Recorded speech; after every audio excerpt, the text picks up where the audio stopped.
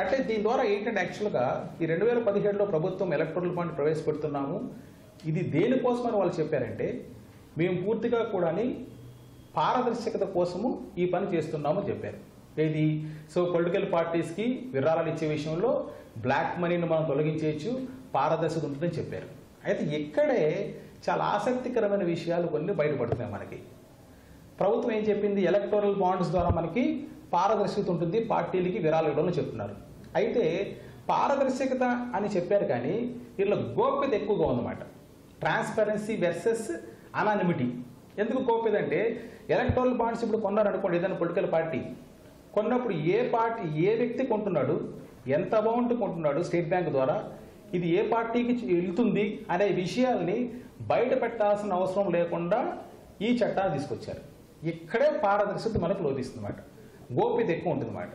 అంటే మనకి 2024లో ఈ కొత్తగా సుప్రీంకోర్టు ఈ ఎలక్టోరల్ బాండ్ రద్దు చేసేంత వరకు, లేదా సుప్రీంకోర్టు ఇంత మునుపు జోక్యం చేసుకునేంత వరకు కూడా మనకి దీనిలో క్లారిటీ లేకుండా ఉందన్నమాట.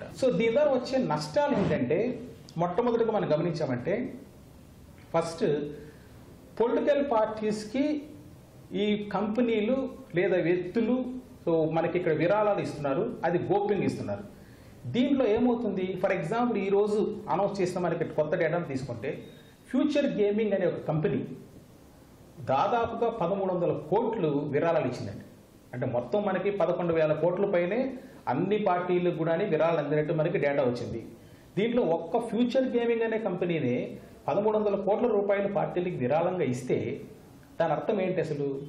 అంటే ఏదో ఒక అనుచిత లబ్ధి పొందే అవకాశాలు అయితే పుష్కలంగా కనిపిస్తున్నాయి.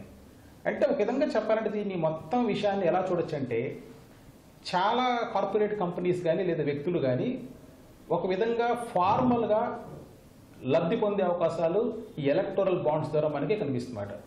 ఒక విధంగా చెప్పండి క్విడ్ ప్రోకో లాంటిది అఫీషియల్గా చేసినట్టు కూడా అనిపిస్తుంది సామాన్య ప్రజలు కూడా.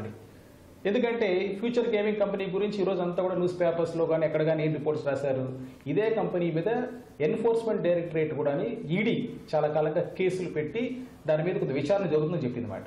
మరి ఇలాంటి విచారణ జరుగుతున్న నేపథ్యంలో ఇలాంటి బ్యాక్గ్రౌండ్ ఉన్న కంపెనీస్ రూలింగ్ పార్టీస్కి ఇన్ని 1000 కోట్లు 1300 కోట్ల రూపాయలు విరాళం ఇచ్చినప్పుడు డెఫినెట్గా వీళ్ళ మధ్య కొంత లాలూచీ పడే అవకాశం ఉంటుంది కదా.